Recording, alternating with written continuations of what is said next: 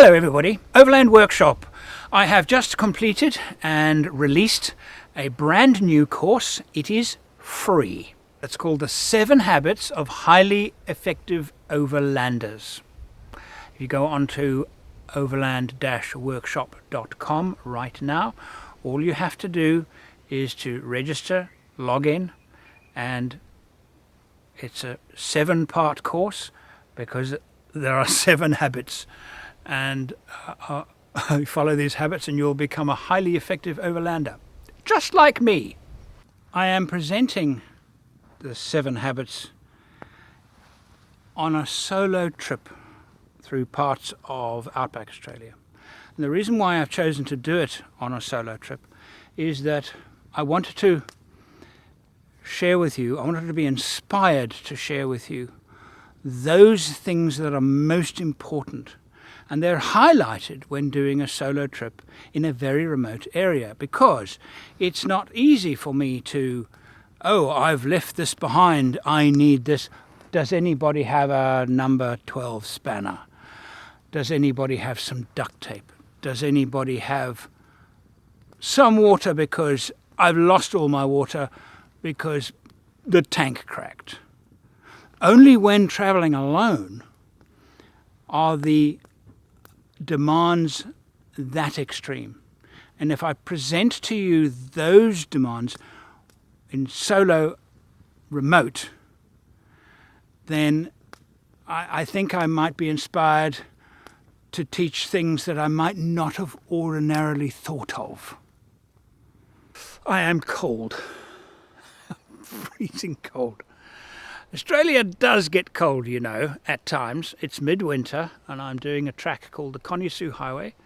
I'm about 1/4 of the way down the actual route itself, and it's taken me today. I had 6 hours of driving, very rough conditions, and it's just lovely I'm doing a solo trip, and I just love it. So I'm telling you this because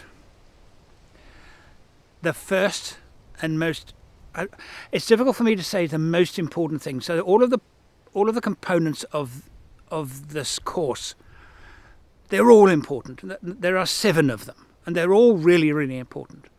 But this one is about a mindset. I want you to think about your overlanding exploits mission first. Always mission first. So for example, if you're thinking about a major trip, for example, and you've decided that the mission is to drive from A to B via C, D, and E, and you're going to do it over a certain length of time, and you're going to do it with your partner, with your kids. That's the mission. Everything comes after that. And this might seem obvious, but let me help you out, because I don't think to some people it is that obvious. If you are, for example, going to carry, you have 2 children, you're going to have 4 people in your vehicle, and you've decided you're going to build a vehicle for this.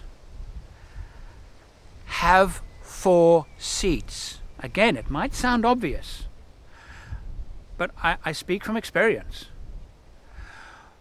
I know of people that have built overland vehicles where the kids have to sit in the back in cramped conditions because the person building the Overlander, designing and developing the Overlander, didn't think of the mission first.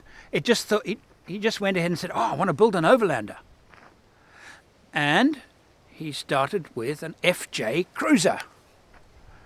And potentially an FJ Cruiser can make a very nice Overlander. It's got some shortcomings. All vehicles have got shortcomings, but he particularly liked the FJ Cruiser. Think about the mission. How do you think 2 children teenagers, young teenagers, would feel sitting in a cave for the 3 weeks it was going to take them to do their big trip. Because the back of an FJ Cruiser is a cave. It's fine for going shopping and dropping them off for school. It's not okay for a big expedition. So the mission, the person that designed it, wasn't mission first. It was vehicle first. It was brand first. And it's exactly the same when it comes to systems inside an Overlander.